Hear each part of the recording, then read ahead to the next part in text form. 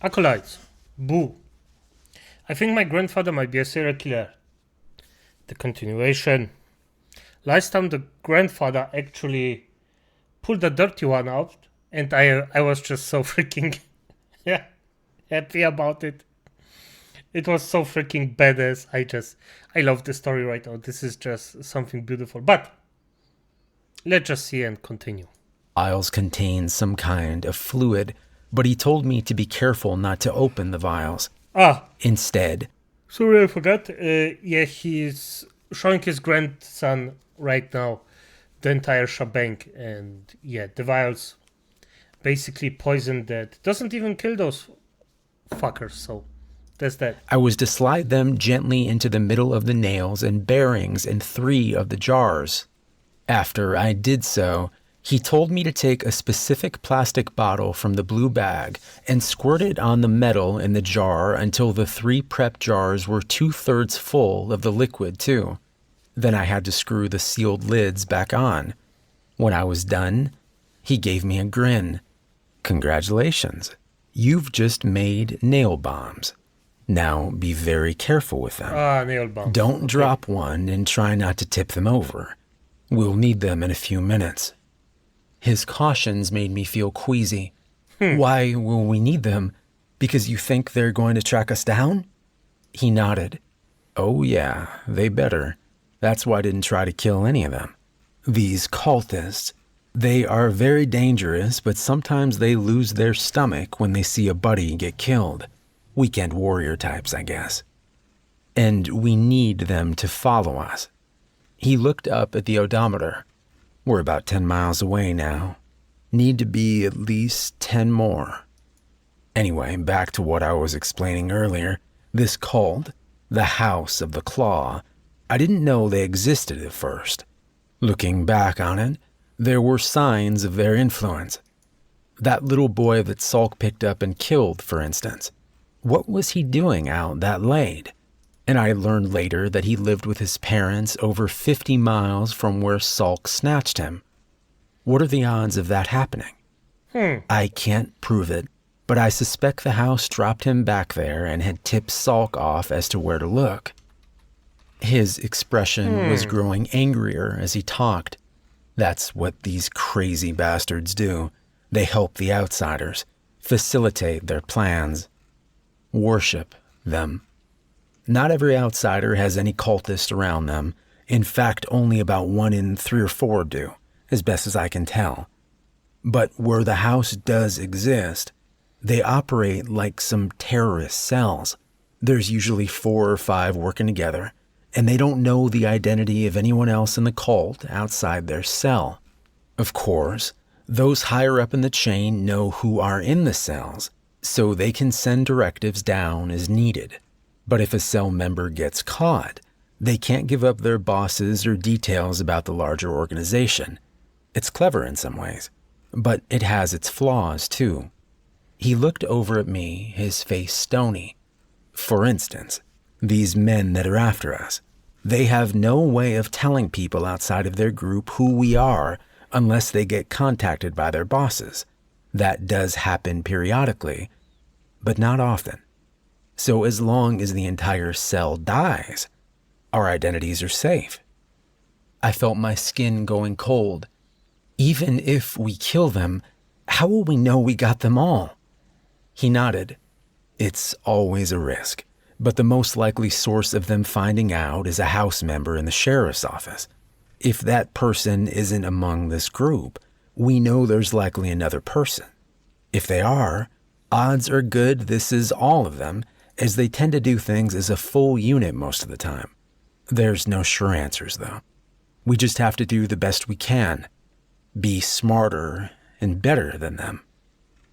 We drove on for a couple of minutes in silence, and then he spoke again. Put your seatbelt on, if you would. After I clicked it on, he continued. You good with all this? I know it's a lot, and I hate you're at risk, especially having not signed up for it. Believe me, I know this is hard to adjust to, but this is as serious as it gets. He turned, studying me for a moment. Life or death, good and evil, even. These are bad people that do terrible things, and they will torture and murder us if we don't get them first. I met his eyes. I believe you. I get it. I'm freaked out, but I get it, and I'm with you. Good. Because I think this is a good spot. Hold on to those bombs, it's going to be bumpy. With that, he yanked the wheel to the left, then back to the right, sending us down the sandy shoulder and into a stand of bushes.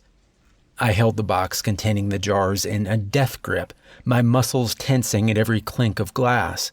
When we came to a stop, he smiled at me. Good job. Okay, let's go. Get out, come around so I can show you something on this side, and then you'll come back and grab the 3 jars you prepped. I did as he asked, and when I reached his side of the SUV, I saw he had a long-bladed hunting knife in his hand. He pointed it at the tire as he talked. Okay. Now, as you may have figured out, we're trying to make it look like we wrecked. We took this sandy road because even if they're idiots, they should be able to track us on it. But just because they aren't all brilliant doesn't mean you should underestimate the least of them. And some of them are very capable. Either way, we need a visible reason why we should have wrecked here. He took the knife and slammed it into the crevice between 2 tire treads. When he pulled it free, I could immediately hear the angry hiss of air escaping. My grandfather tapped the outer wall of the tire. It's easier to flatten a tire on this side. The rubber's weaker. But it's also very obvious that it was cut. So when you need it to look like a blowout instead of a cut tire, you have to hide the cut in the treads. If they saw a cut tire, they might suspect an ambush. Now, hopefully they'll just think we had bad luck. He patted my shoulder and laughed. Lots of teachable moments today, I guess. Now go get those bombs. He guessed we had about 3 minutes left before they should be on us. In that time, he grabbed a scoped rifle out of the back of the SUV and got me into a position across the road with my 3 nail bombs and some final advice. Nice. The way these things work is that they have to hit something hard enough that the vial inside breaks. When its contents mix with what's in the outer part of the jar, you get an explosion filled with metal and glass shrapnel. So what that means is this. First, you throw it against something hard or hard enough it will break on landing. The jars at this point should weigh about 7 or 8 pounds. So if they land on asphalt from more than 10 feet up, they should break. Throwing it hard at the road or the truck will work too, but try not to directly hit a person or you run the risk of it bouncing off and not breaking. That's true, yeah. Above all else, do not throw it where it goes off close to you, or you'll be caught in the shrapnel too. He had me positioned in an elevated spot behind some bushes, about 20 feet from the road. You're far enough away here and in good position, and hopefully they will be focused on the wrecked SUV for a bit. But wait until they start to get out or the pickup will protect them a good bit. Yeah. Take your time and aim. Good and thinking. When your third one is thrown, Nice. You slowly work your way farther into the woods. Do not wait for me, and keep going straight back from the road. I'll find you when I'm done with them. He seemed to be debating something internally, and after a moment he pulled out the semi-automatic and handed it to me. Have you fired one of these before? I nodded. A couple of times in college. I know how to shoot, and this is the safety, right? He looked grave. Yes. Keep it on, but keep your finger away from the trigger unless you mean to fire. There's one in the chamber, and it will keep feeding them in unless it jams, which it shouldn't. You have 13 shots. Do not lock your arms. Do not pull the trigger. Squeeze it. Hold it tightly when you fire, and remember it will recoil. For both the gun and the grenades, accuracy is always better than speed. Slow is fast and fast is slow, and you do not fire this at all unless you have no alternative. My goal is that they never see you at all, okay? I could see by his expression he was scared, and I realized it was fear for me. I felt a wave of love for him and guilt at how I'd treated him. "I'll be okay. I'll play it safe and do what you told me." He gave me a half smile and reached forward to pat the side of my head affectionately.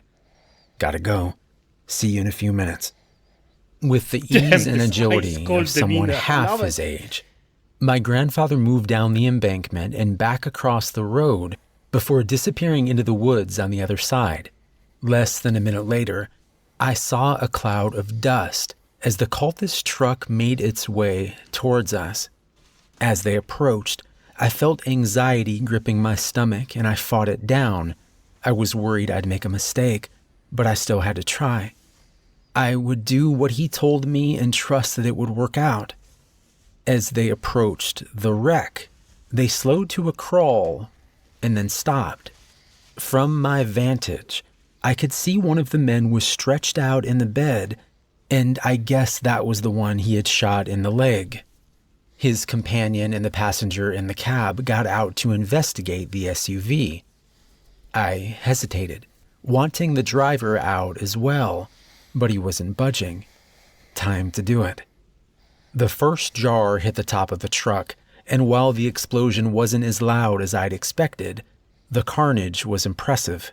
One of the cultists was still high enough up the shoulder that a wave of shrapnel slammed into the back of his head, shooting up a bloody mist and sending him sprawling forward. The driver was looking around terrified, but seemed unharmed, and I couldn't see the third person any longer, as he had dove down after the first bomb went off. Not sure of my next best target, I ultimately aimed one for the bed of the truck.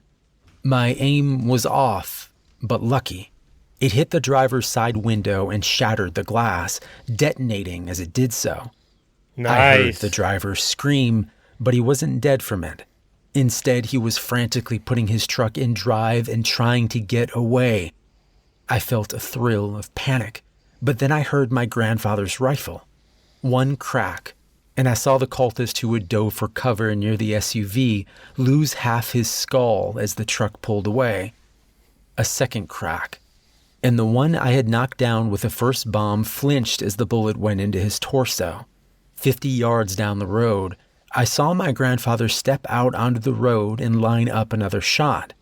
The truck had surged past me now, and any idea of using the third bomb seemed fruitless.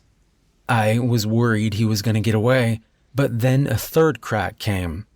I saw the back windshield break, and suddenly the truck veered from the road as though swept aside by some invisible giant's hand. It crashed into a small culvert on the left side of the road, and what I could see of the driver's head through the broken side window was a ruined mess. I was about to stand up and say something to my grandfather when I heard another gunshot. The man in the back of the bed had either been flung out or crawled out as soon as the truck came to a halt. He was down on his belly in the culvert, some kind of revolver in his hand. The gunshot had come from him, aimed at my grandfather. I glanced back at him and saw he seemed okay and was taking cover down the opposite shoulder. Still, I felt anger welling up inside of me.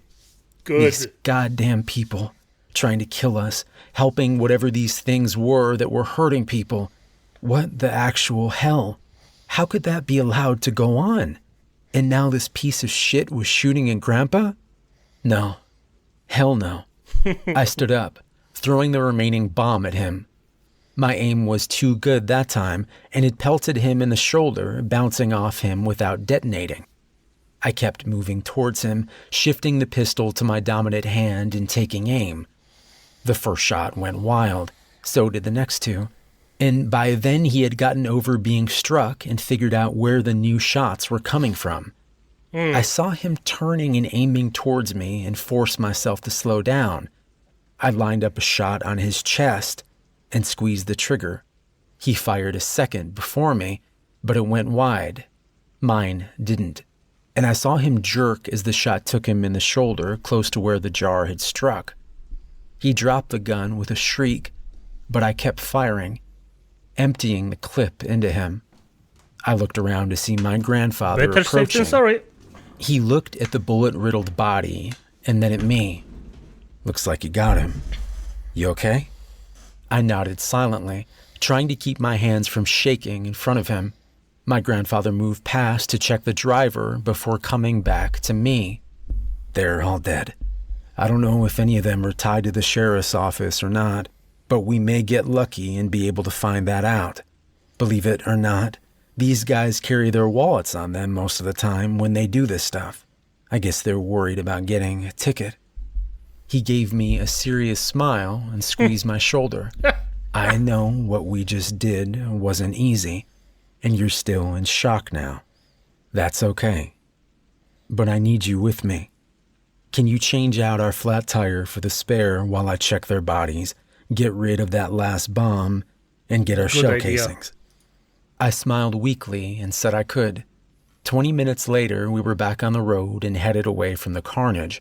My grandfather had found wallets on 3 of the 4 men, and one of those men had an ID card identifying him as a dispatcher for the sheriff's office.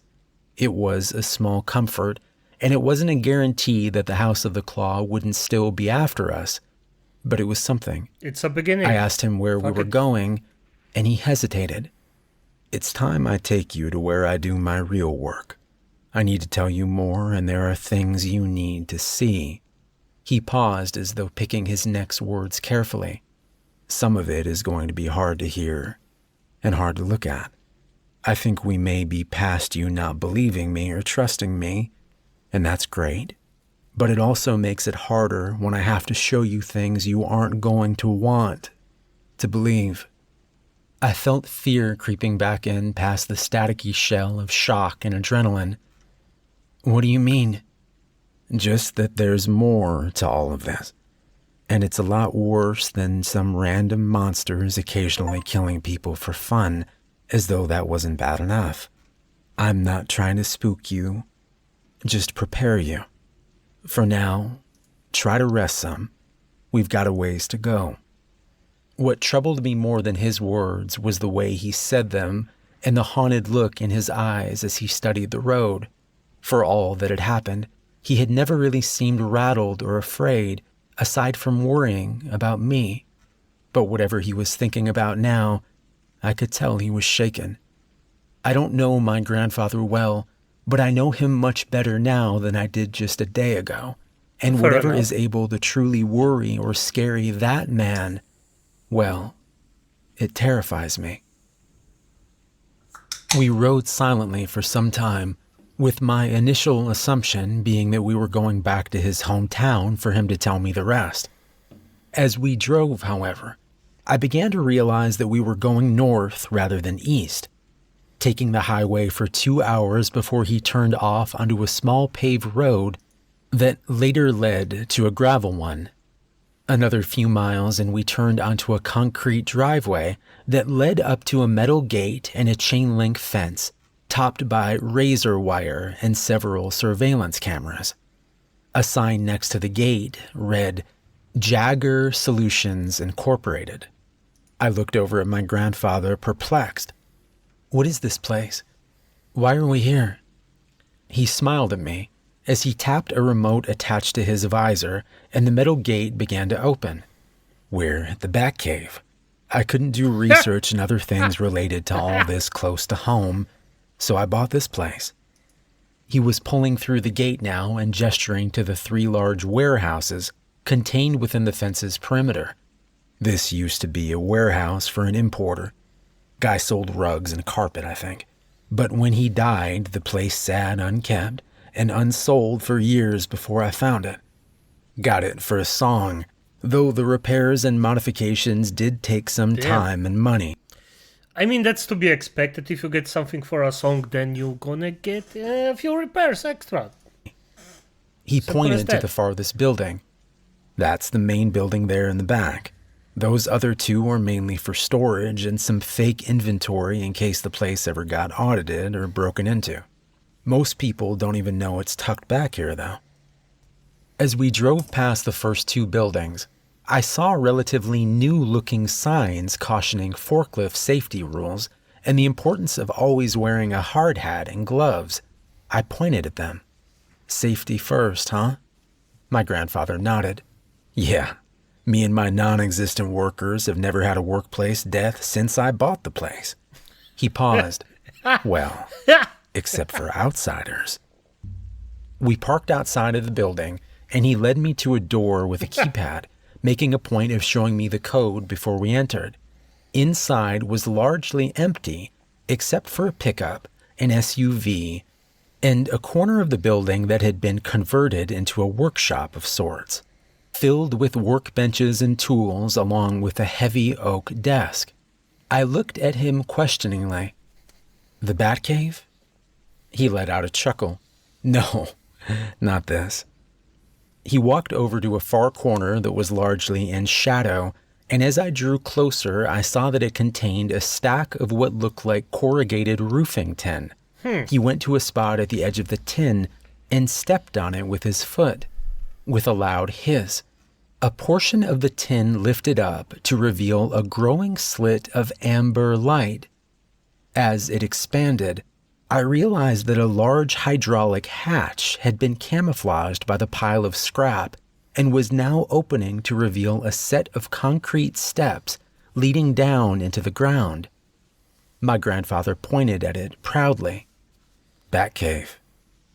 He led me downstairs, which consisted of a short hallway with a small living area, including a shower, sink, and toilet on one side, and a larger room that was clearly a lab of some kind on the other. At the end of the hall was what looked like the door of an old bank vault. When I mentioned that to my grandfather, he nodded. That's because that's exactly what it is. As you can imagine, after I got this place, I had to have all this underneath added in. I convinced the contractor I was some kind of doomsday prepper. He was into that stuff too, so he actually gave me a discount. But it was still ungodly expensive. He pointed to the vault door. But this I actually got for free. Kind of. He took 2 large metal keys from his pocket and stuck them in the door. They turned with a large metallic thunk that made me think of bank robbery movies I had seen. He then gripped the wheel in the center of the door and gave it 2 full turns before tugging the door open. Lights came on inside as the door swung aside, and looking inside, I could see he had more than just a vault door. He had an entire vault. Safety deposit boxes lined the walls. And in the center, a heavy metal table had been bolted to the floor, with several smaller tables on rollers surrounding it. Some were filled with medical supplies or tools. Others were filled with items you would find in a garage. Drills, pruning shears, hammers, knives. Along several places on the wall, I saw what looked like metal mesh cages that seemed to contain something, possibly cameras. Everything was immaculately clean, but it did little to make the room seem less sinister. It looks like a cross between an operating room and a torture chamber. Speaking the thought before I realized it and looking quickly at my grandfather, afraid I'd hurt his feelings. But he was nodding as he looked into the room before meeting my gaze ruefully. That's pretty much what it is, if I'm honest. He's honest. That's good. I got this vault from a defunct bank in Arkansas after I had started work on this place. The bank building was being converted into a restaurant of some sort, and they just wanted the vault gone. So I had to pay for the removal and transport, which was quite a bit even 20 years ago when I got it, but it was worth it. He pushed the door. Wait, did they just get an inspiration from the vault?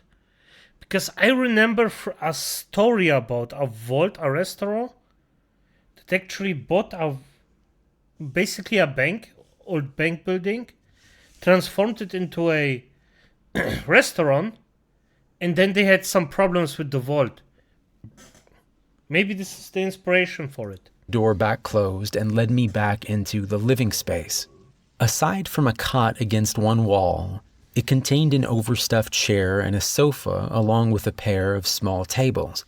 Sitting on the sofa, he gestured for me to sit in the chair.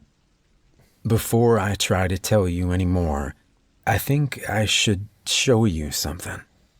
As I sat down, I saw he had picked up a tablet from the small table next to the sofa and was tapping at it. After a moment, he handed it to me. It was a video, and even before I hit play, I could see it was taken with a camera in the vault room. It looked very similar to how it looked now, except for the little girl tied to the metal table. What the F? How old is this video? 4 years ago. I don't acolytes. Claire Obscura. Expedition 33. Yes, I played it. Wonderful game. This looks like the Paintress. Damn. I have to look up the inspiration for the Paintress. I felt my stomach lurch, and I had to fight to resist the urge to ask more questions before hitting play. But I'd come this far, and I needed to see it through and have some faith. When I started the video, I could see the girl struggling at the straps that held her.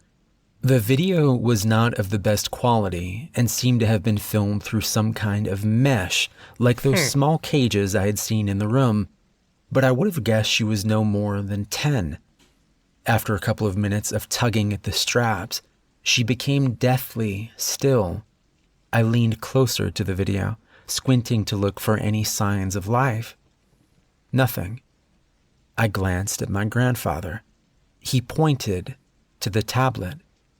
Keep watching. Returning my gaze to the video, I waited and watched. Several minutes passed. Suddenly, I saw the briefest glimpse of her entire body seeming to flicker or jump, and then the video went scrambled for half a second. When the image returned, it was in infrared mode, and I almost threw the tablet down. Where there had been a little girl, there were now strings of coiled, stringy flesh that stretched out across the room in all directions like some kind of macabre spiderweb of gore. My first nonsensical thought was that the girl had somehow exploded and that the image had frozen mid-destruction, but then I saw the strands of meat moving out of their own volition, running together and pulling apart like chewing gum as they explored the walls. This wasn't that little girl at all, or at least not the version of her that had been there moments ago. I looked back at my grandfather. This is one of them? He nodded and began to explain. 2 years after Salk's death, I had 3 more hunts under my belt. I had already learned that many of them behaved differently from Salk, and that the outsider's human form and the monsters were one, or at least inextricably linked. But I had only seen one of the 3 actually transform, and he was radically different than the thing that Salk became. He was a young guy named Stephen Kolchak, and he worked construction in Atlanta.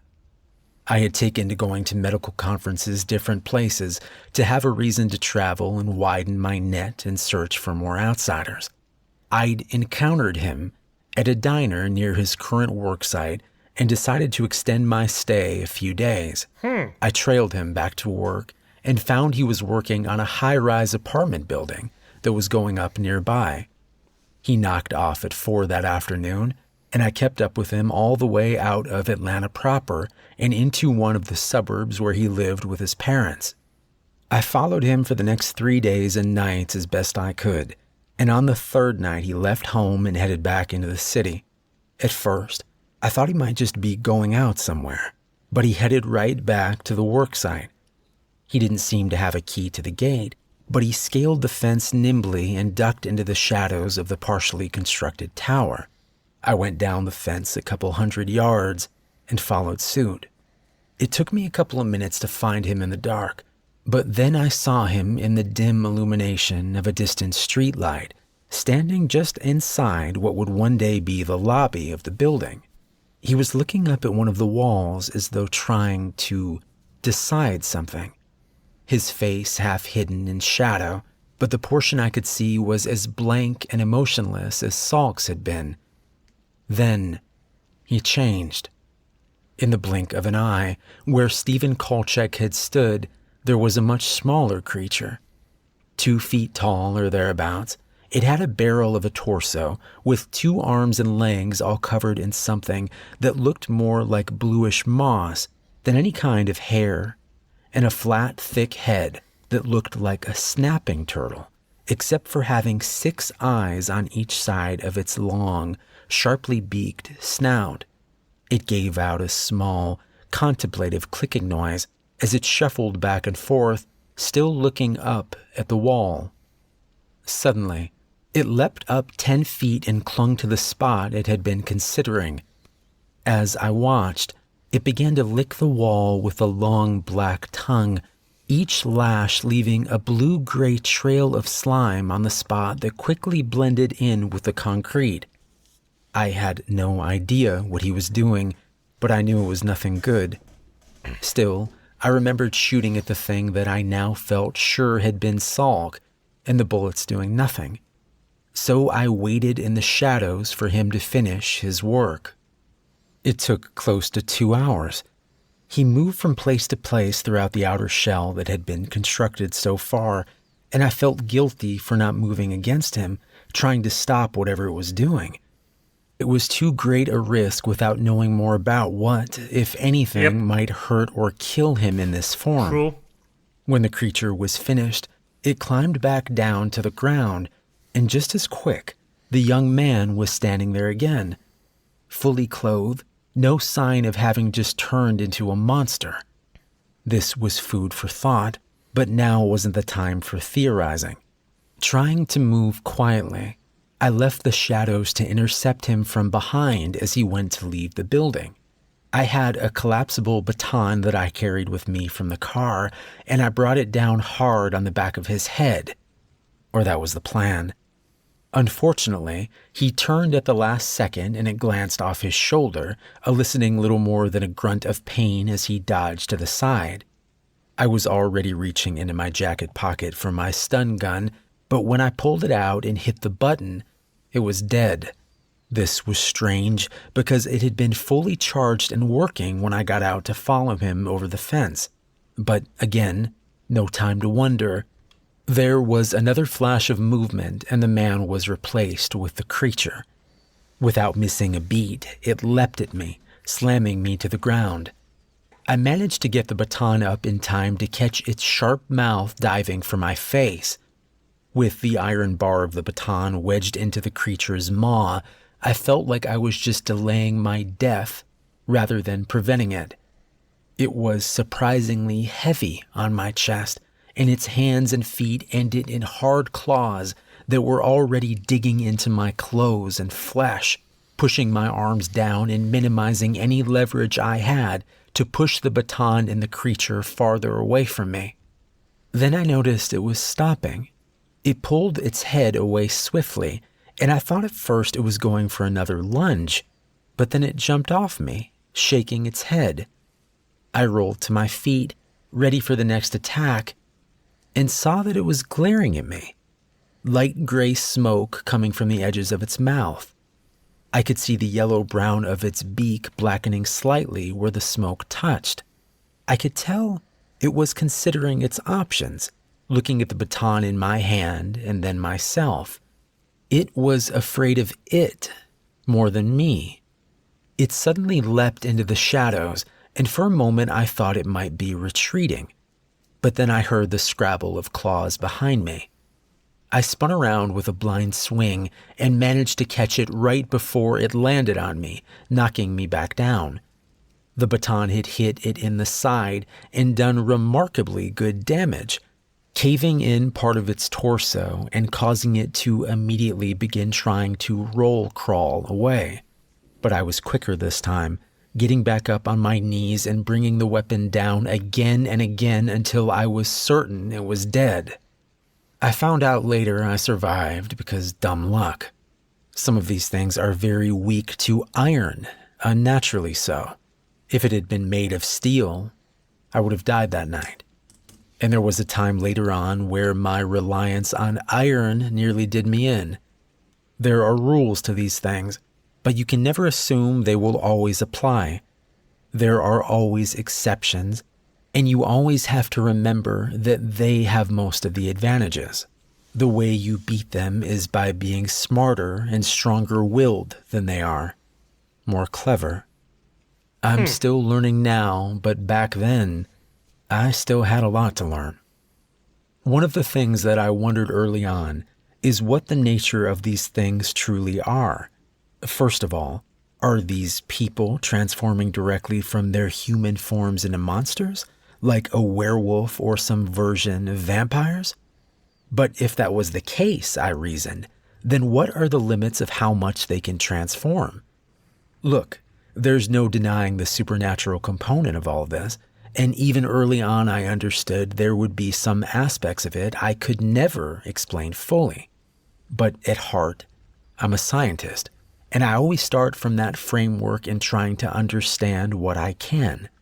I considered mass, for instance. Once I understood more of how the human and creature forms were connected, I started looking back at earlier encounters. Salk, for one.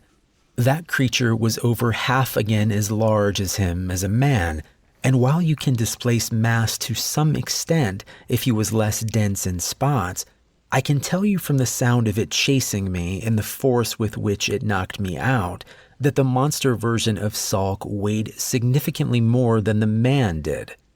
And this creature I just told you about, it was less than half the size and weight of Stephen Kolchak. Even if his physical body was somehow transforming into that thing, where did the rest of the meat and bone and fluid go? And then you have examples like the video I just showed you.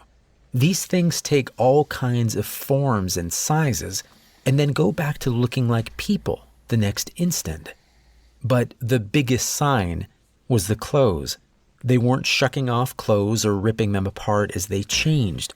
They would turn back into being human with hardly a wrinkle or smudge. So they aren't transforming. They're swapping places. It was a theory at the time, but since then I've managed to get some footage slowed down enough that you can see the transition happen, if just barely. It's similar to when you drill through the seed, though it happens even quicker. One moment the person, next moment the monster, or to be more accurate, they are both the monster, just with different strengths and weaknesses inherent to each form. Both are capable of doing a great deal of harm, and I've seen more than a few that seem to rarely change at all to their other form. Their goals don't require it, I guess. When I had this place set up, I redoubled my... Extremely interesting. Damn. So they go out in... This is getting effed up more and more. By the second, for F's sake. But I find it very, very interesting. Extremely interesting. But still. The iron thing, fair enough. Let's just say it like this. Fair enough. I don't know why, but hey, it's not a natural being, so there's that. Let's just accept some shenanigans. The rest, hey, nice action packed. And nail grenades, love it. Just loving it. This is Acolytes. Good night.